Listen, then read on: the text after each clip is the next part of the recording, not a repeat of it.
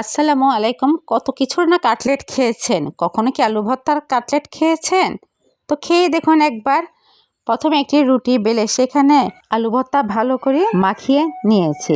তারপরে এরপর লম্বা লম্বি করে 3 টুকরা করে কেটে নিয়েছি।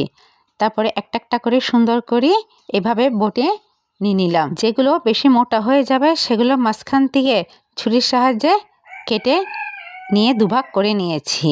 এই যে এভাবে দুভাগ করে নিয়েছি। তারপর হাতের তালুর সাহায্যে এভাবে একটু চ্যাপ্টা করে দিয়েছি। দেখুন কতটা কিউট লাগছে দেখতে, সুন্দর লাগছে না?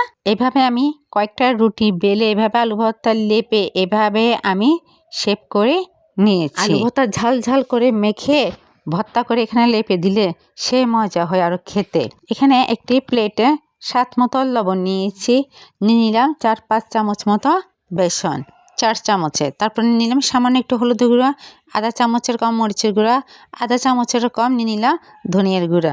সবগুলো একসাথে মিশিয়ে তারপর পানি দিয়ে দিলাম। অল্প অল্প করে পানি দিয়ে দিচ্ছি। প্রথমে বেশি পানি দিয়ে দিলে আবার যদি পাতলা হয়ে যায় তাহলে ভালো লাগবে না ভাজতে। তারপরে দেখতেই পাচ্ছেন আমার কতগুলো বানানো হয়েছে।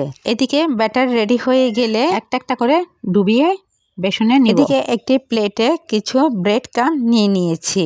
এটা আমি ঘরেই বানিয়েছিলাম। তারপর বেসনের মধ্যে এগুলো এপিঠ ওপিঠ ভালোভাবে বেসন ডুবিয়ে নিলাম। তারপরে এর গায়ে ব্রেড ক্রাম্বগুলো লাগিয়ে নিলাম। একটা একটা করে এভাবে আমি সবগুলো রেডি করে নিয়েছি।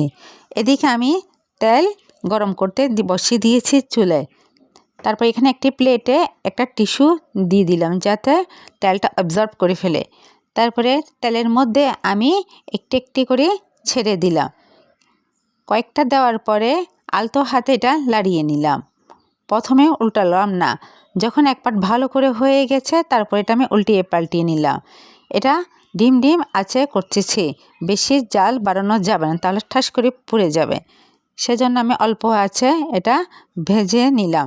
তারপর তেল ঝরিয়ে আমি সবগুলো উঠিয়ে টিস্যুর মধ্যে রেখে দিলাম। দেখুন কতটা সুন্দর লাগছে দেখতে।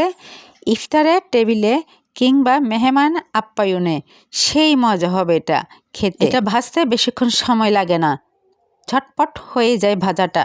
এই যে রেডি হয়ে গেল আমার আলু ভর্তার কাটলেট। সসের সাথে খেতে দারুণভাবে জমে যায়। বাচ্চাদের স্কুলের টিফিনে এটাও খুব সুন্দর দেওয়া যায়।